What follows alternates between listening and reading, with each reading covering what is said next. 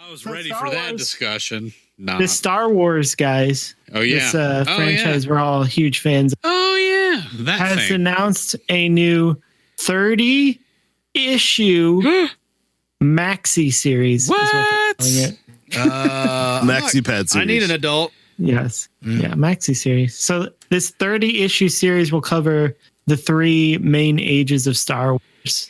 So for those who are not familiar, Age of Republic, Age of Rebellion, and Age of Resistance are the 3 main ages, which is the prequels, the OT, and the new trilogy coming out.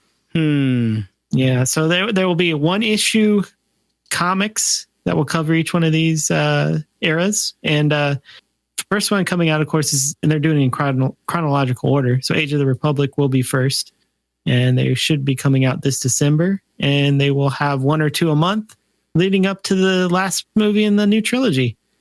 Really? So, yeah. So you got right now we only have 24 announced. That I guess they're holding 6 back for whatever reason. But a lot of famous names in here. Surprise. Yeah, you got the first ones will be Qui-Gon and Darth Maul, and then continues on through some of the main characters. You got Han Solo, Grand Moff Tarkin, got a Supreme Leader Snoke one that should be interesting. So yeah, should be interesting. General Grievous, guys, you like Grievous? Yeah. I look forward to seeing whatever onomatopoeia they use for his cough. Yeah, I'm really excited. They're bringing in pretty decent writers in the first The Age of the Republic, bringing Jodie Hauser, who's done she did the Thrawn adaptation comic, which I thought was amazing, and she also did the Rogue One adaptation, which I also. And they're bringing in Greg Pak for the Age of Rebellion, and Tom Taylor for the Age of. And Tom Taylor's worked on the Dark Horse Star Wars comic, so he's got a little bit of experience, so should be interesting. Yeah. You guys excited? I am. Yeah, I'm a excited. comic guy. Yeah. We got Lando one, guys. Lando. I'm reserving my excitement. Jango Fett, Corey? Like Jango? I wouldn't mind a little more Jango backstory to make me give a crap about his insta decapitation. You like Jabba the Hutt? Heard of this guy, Jabba the Hutt? It's funny. Scottish I don't have a whole lot of interest in Jabba the Hutt because Jabba was in everything. When that's not Jabba. When it was no, that's just Greedo slowed way down.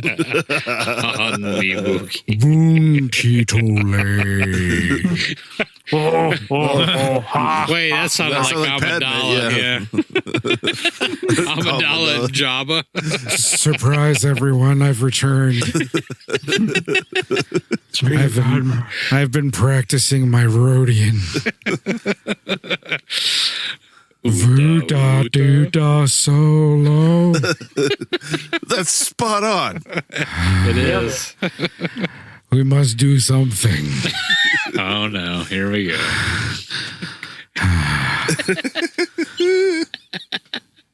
Nailed it. I've got some other ones. Yoto. That's not Rhodian, but I think it gets the job done. It's the hibernation sickness. Did you go to the bathroom? Your vision will return with time. Yeah. I can't even explain. They have a Padme one. They have a Padme one, Corey. They do. Well, they do. I've seen it. Hot Yeah. dog. I heard it. Hot diggity. Yeah. It's from that era too. When Do you guys want me to do dramatic readings of the Padme comic in that voice? Yes. Yeah. Yes, please. We'll As have to long as remember I that can one. pronounce all of the sound effects exactly as spelled. So that might probably be in the middle of next year when that comes. Yes. Weep woo. So yeah, moving on to Chortle zip. Snap hiss. doing all the sound effects. The breathing is a nice touch. It's like the Padme's a mouth breather now, I guess. When has she not been a mouth breather? Cakes and pies, cakes and pies.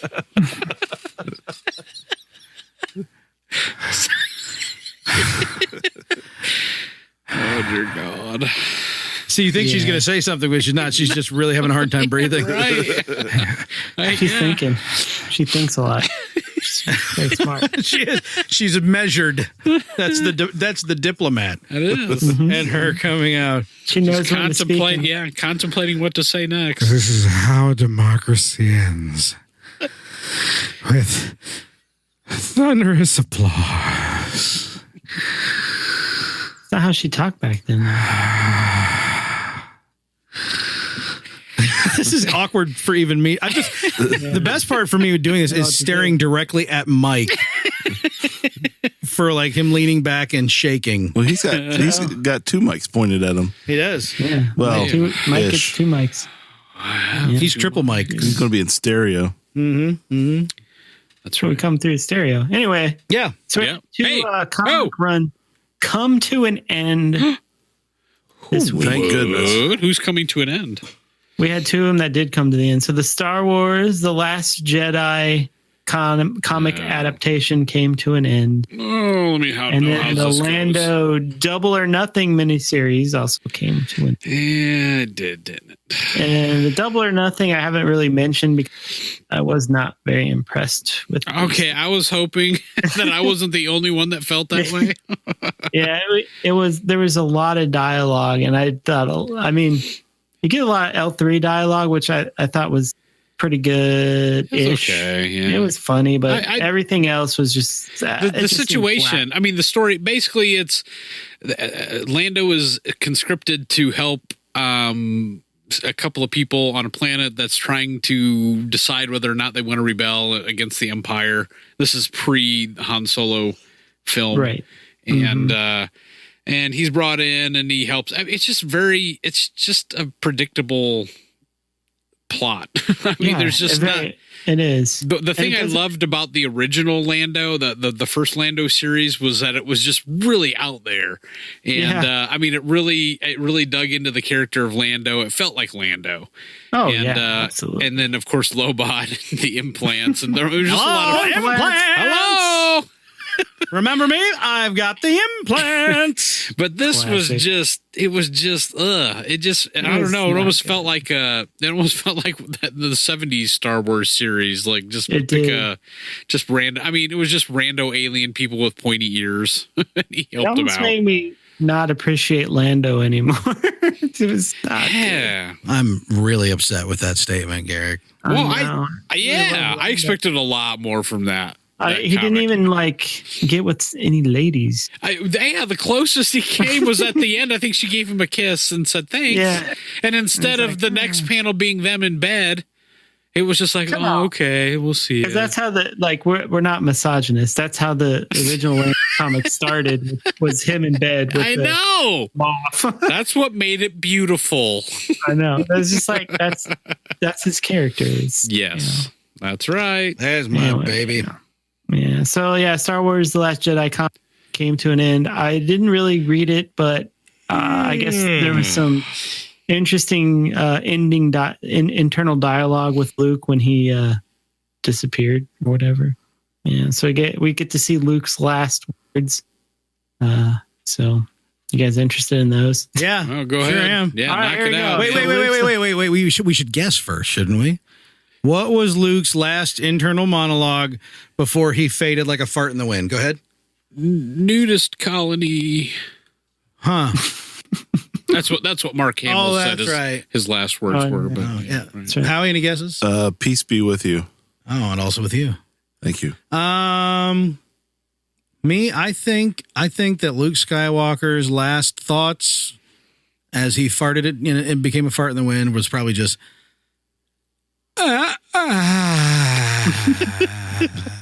Rosebud. Right, there you go. Bleep, blop, bloop.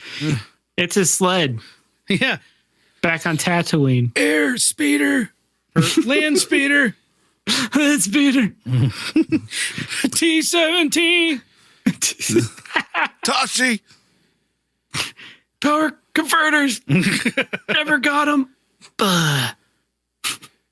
No, but his real last words were, you guys ready for this? Dying for I'm it. getting Get your tissues out, fellas. Oh, here we go. I've always got my I'm tissues. getting to the Here we panel. go.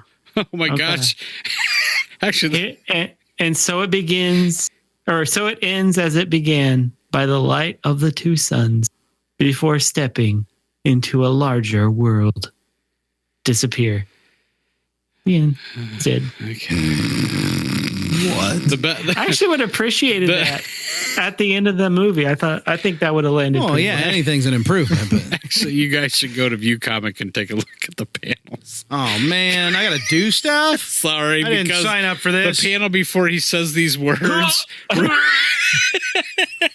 Oh, is like- it some great Looks sound like effects? he's taking a huge deuce. Oh, And the panel below that, it looks like he's a little kid or something. Yeah, I'm like, the art's not great, but No, the art was furiously not terribly impressive. scrolling. I'm so excited right now. Yeah, this art is questionable. it was on I like- Force Awakens too. Yeah, it was. They It's did. not great. Oh yeah, he's sweating out a grunt, boy. That is fantastic. I love how in the next panel after he's like, he's pushing out a grumpy. It looks like he's a bearded 4-year-old. Yeah, that's what we Yeah, were that's just what I said. It saying. looks like a Yeah. little kid. Looks like a toddler with a beard.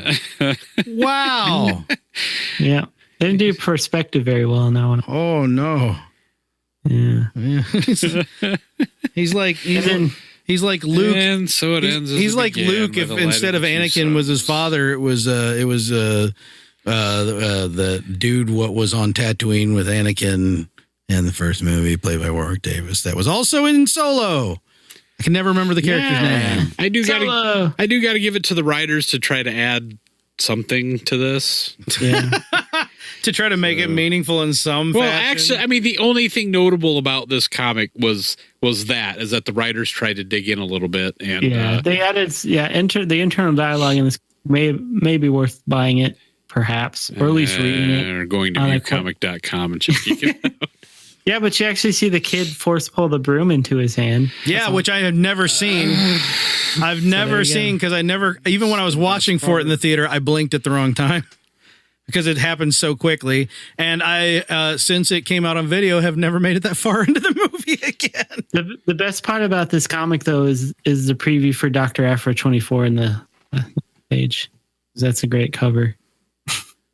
Yep. Yeah. Oh, well. Yeah. So anyway, It is. it is what it is. So Vader 21 also came out. Oh, boy. Yeah, it did. An in-depth look at how Vader got his castle, how Vader met his castle, right? How Vader met Yeah. his castle back. When Vader I'm met gonna- Castle. Vader met castle. Yeah. There you go. That'd be an interesting got franchise Castle? crossover. You got castle. Oh, yeah. Absolutely. Castle Act was Yeah. another one. I like it. Yeah. And Castle Act 2. Castle Act 2, that's when they brought all the kids in. Yep. Yeah. Yeah. Because they need to up the cuteness factor. Yeah, but then they had to bring a lot of the Sith from the pro singing act in the first Castle Act Yeah. movie. That's where all the babies go that he steals. Yeah. Yeah. Yeah. Send them to an inner city school. So the writer of Vader 21 is Charles Soule, and he also wrote the previous Lando run, the one we do like, and he also he's written this. So he's actually bringing back this mask that we saw in the Lando comic. Oh, is that where that's from? Yeah. Cool. So this is he confirmed it on Twitter. He said, yes, that is the mask. It's called the Mask of Lord Momin, something like that. Momin. So that Vader originally found it in Jocasta's new secret vault in the temple in Vader 10. And he took it to Mustafar, and eventually I guess it's going to be on the Emperor's pleasure yacht thing when Lando steals it. The Excalibur. Yeah, the Excalibur, sure. That's what it was called in TIE Fighter. Oh, that's right. Yeah. I forget what it was actually called, but yeah. So that was some good, interesting continuity. How Charles Soule likes that mask so much. But yeah, it was an interesting issue. I liked it. I like the art too. The opening panels with Anakin standing on the ship. It shows young Anakin standing there looking at the mask, and he turns around and he's got Vader's like melted face on the grafted onto his skin. Yeah, people are tweaking on that because it's so freaking creepy. It is. It's very creepy. Yeah, I've seen that pop up in some blogs and stuff in the last day or two. Yeah, I love what they're doing with this comic. I do too. Yeah, I get to see, I didn't realize, or maybe I forgot that that's where Vader like bled his stone was on Mustafar. Yes, I forgot that too until they mentioned it in the comic. Yeah. And that's kind of like why he wanted to build his castle there, is because that's, where the most pain is, I suppose, where he made his lightsaber, and it's this, I guess, his nexus of his power now. So that's pretty cool. Pretty cool. Well, you missed another part there that they did something interesting. What's that? Looks like they pulled the Naboo ship out of a pile of lava. It was like a callback to Yoda pulling the X-wing out of the swamp. Yeah, I guess you're right. Yeah. And they're pulling essentially what happens is actually Vader has been gifted. Palpatine basically preserved Padme's ship. Yeah. And he has gifted this to Vader, and Vader has decided to go to Mustafar and rough it up a little bit. Yeah, and as they're landing, he decides to take control of the ship because he's with an architect and some crew. And but as they're approaching Mustafar, he decides that I'm going to take this manually down, and he approaches the planet without shields. And that's what the result is the scarred, tore up ship. So something that was beautiful and sleek is now scarred and much like he's him. made the memory of her. Some symbolism there. A little bit, yeah. Like there's a couple levels of symbolism.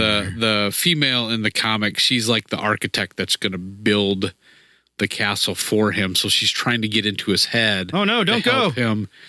Yeah, right. Wait, exactly. Don't do it. She's trying to understand him so she can, give him a design that he likes, and that's the first thing that she notices, the sleek ship and this and that, and then after they land, landing without the shields and the scarring of the ship, she kind of looks at it and is like, oh, okay, I'm getting an idea now. Yeah. It's funny because Vader won't give her anything at all except, build me this castle, and if I don't like it, well, you have to start over. And so it's interesting, her trying to figure out what Vader's aesthetic would be if he were to build a castle, and it's hard for her. But then she dies, so it's all good. Yeah, he pretty much don't have to worry about it anymore. Yeah, essentially, just so you know, I mean, at the end of the comic, basically the mask takes over one of the dead bodies and pretty much gives Vader the design. So yeah, so that was interesting. That sounds about right. Yeah, it's creepy and different, but I like it. That mask has some sort of like Sith presence. Right. Pretty. You say you like the art in this, but every time Palpatine... Actually, I don't. It's pretty weak. Yeah, every time Palpatine's... And it's like Palpatine's face looks weird every time they show it, and there's a couple where he just didn't bother. There's some like things, his face is just missing. There's some things I like about it. The colorist did well, I feel like. But there's some things I like about it. The Vader panels, especially when he's meditating. Mm-hmm. But there's other panels that are just pretty weak. Yeah, it's hit and miss, really. The covers are amazing. Love the cover, yeah. The covers are probably one of my favorite ever. And there's one coming out where I think people have been posting this and tweaking out where Vader's basically standing in the lava and there's this lightning storm behind him. And it looks like he's just like mad and lava's flying everywhere. Or he's coming out of the lava or something. But yeah, cool stuff. Cool stuff, guys. Mm-hmm. Yeah, man. And then Star Wars 54 came out. Yeah, it did. Yeah, one of the biggest comic events of all time. Han Solo flies an X-Wing. Yeah, he does. Yeah, he finally gets in that cockpit and flies that thing around in his little X-Wing flight outfit. So that was fun. I've been teasing this for like 2 issues. Yeah. And we lost a semi-major character as well. So you remember Rogue One, the movie? Sure do. You remember General Draven? Sure do. The guy? He was all mad. Yeah, he did. Aww. Yeah. So Draven Vader- sacrifices himself, redeems himself and from the assholishness takes- of Rogue One. and takes a little bit out of it by explaining it. He's like, hey, remember Jyn Erso and how she did that thing and it was all great, but I was like the guy who said not to? I feel like a dick, so I got to go out on a good way too, so go ahead and leave. Yep. Kinda. That's exactly it. Kinda. Yeah. He says it. He explains it. I know. I don't want to die. I don't want to fade into obscurity with that Corey, dick move on my belt. I gotta. It was added exposition for those who didn't remember who he was. That's all it was. It could have been done better for I guess. most show. People who read a lot of comics I like that probably it- need I like that that it extra redeemed helping himself. hand. I did too. I like that they closed that loose end. I appreciated it. And Vader pretty much just crushed him. So Yeah. What a way to go. he went out hardcore. Used force squish. But actually, yeah, this arc is kind of wrapping, and Yeah. this really, I mean, if you guys remember, this arc is, I don't know, 4 or 5 issues in now, and Yeah. but when it started, I mean, this is like an epic battle in the history of the rebellion, because this is right when they first put together their fleet. And I mean, like out of the gates, they're attacked by the Empire because they were betrayed by Trios, if you remember. And I mean, so this arc is like actually a big deal. Yeah. It's epic. Yeah, very epic. So not only does we see Han Solo flying around in an X-wing, Princess Leia is flying around in a TIE fighter. Yeah, she is. Yeah. So to escape, she has to get these codes, undo what Trios has done to sabotage the rebel fleet. They snuck aboard Vader's ship and took these codes, and now there's only one escape, and that's in a TIE fighter. And she almost gets shot down by Han Solo in his X-wing, but she's too good of a pilot. Hello. Suck it, Han Solo. How does that make you feel, Corey? That Leia's a pilot too. Well, was she headbutting the controls in order to outfly him? But now she can fly. If she can headbutt the controls, and that's how she's such a good pilot, then it's continuity even, and I'm okay with it. She could headbutt with her ship. Let's try headbutting. That's a good move. Now there was one scene in this that was maybe a little too reminiscent of Rogue One, where Vader finds the rebels. Oh yeah. And he basically there's a sealed door, so he comes through the sealed door with his lightsaber, and it cuts through. Yeah, cuts through, and it's pretty much the end of Rogue One. Yeah, it just cuts them all down. Where all the rebels are sitting there firing at him, and he's just slaughtering rebels. Red lit, Vader Hall, murder hall. Yep. It looks cool, even though it's maybe a little too reminiscent of Rogue One. It's pretty cool looking. Yeah, there's maybe some sort of symbolism there. Who knows? But I don't know. I like this comic. I like Vader too. I love it. Yeah, I like the art. Yeah, the art's good. Art's really good. It seems to be good. He uses that face technique where he traces their face or something. Salvador Larroca. Yeah. So I like that. I know some people don't. I do. I like it. I like it when the face doesn't jump out as looking completely different as everything around it. And like it has been bad in the past, but I don't know if I'm used to it or maybe recently kind of made it a little bit more subtle. I think it's more subtle because I think in the past what he tended to do was pull frames directly from the movies. Yeah. So it looked like that face, that you angle. already remember that face. You remember, that's Luke from Empire, But then the thing is, the kind of detail he would do on the face would not match the kind of detail he would do around the face. I understand, right. This I feel like doesn't suffer from that. Yeah, you're right. It melds a little better. There's some panels in there you can definitely tell from the artist. Yeah. And I still like him. Like he does a good Luke face, a good Han face, really good Leia face. Yeah, but how's his O face? Oh yeah. Yeah. I'm gonna go on a ride on the bone roller coaster. So yeah, that's all the comics that came out. Holy crap. Yeah. Well, that means it's time for the Porkins.